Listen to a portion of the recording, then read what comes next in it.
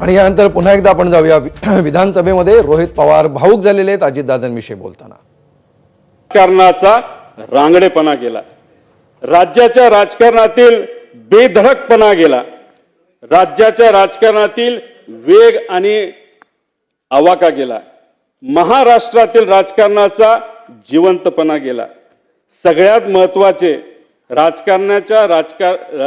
राज्याच्या राजकारणातील मिश्किलपणा गेला. अजितदादा पवार नावाचा जादूगार हसवत हसवत संबंध महाराष्ट्राला निशब्द करून गेला. मला ते म्हणायचे की रोहित, तुझ्या झिपऱ्या वाढल्यात, जरा झिपऱ्या कमी कर.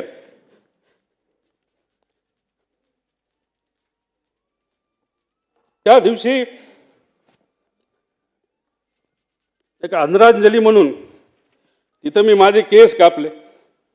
ते मला म्हणायचे, तू जरा शारीरिक वजन वाढले, तू जरा शारीरिक वजन कमी कर, पण राजकीय वजन वाढव.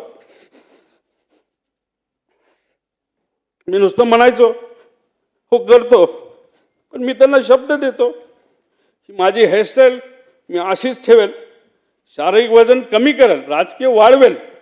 पण एक गोष्ट मात्र खरी, ते मला म्हणायचे वरचं बटन वरपर्यंत लावत जा, पण काकांना एक सांगायचं, 40-50 वर्षानंतर मी जेव्हा तुम्हाला भेटेल तोपर्यंत मी बटन असंच उघडे ठेवणार, त्यावेळेस मात्र तुम्हाला भेटल्यानंतर हे बटन मी त्या ठिकाणी लावेल, कारण शेवटी हे बटन असं ठेवल्यानंतर तुमची आठवण त्या ठिकाणी मला नक्कीच त्या ठिकाणी येईल. पण एक गोष्ट अजून आहे, 40-50 वर्षांनी जेव्हा अजित काकांची माझी भेट होईल तेव्हा हा माझा लढा जो मी आत्ता त्या ठिकाणी लढत आहे आणि अख्खा महाराष्ट्र त्या ठिकाणी लढत आहे, तेव्हा अजित काकांसमोर ताट मानेले मी तिथं उभा राहील. आणि नक्कीच माझे काका माझ्या पाठीवर हात ठेवून म्हणतील लढलास बरं का.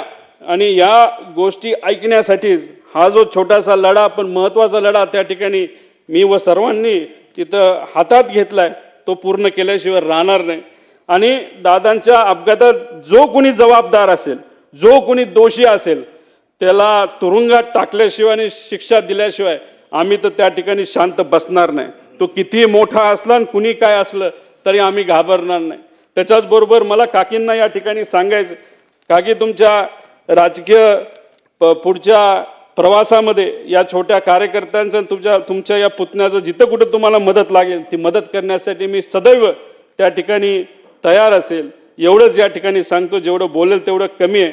पण आमच्या या काकांच्या विचार. तर रोहित पवारांचं भाषण आपण ऐकत होतो. यासोबत या बुलेटिनमध्ये इथेच थांबूया. ब्रेक नंतर पुढचे अपडेट्स यामिनी सोबत. पाहत रहा एबीपी माझा.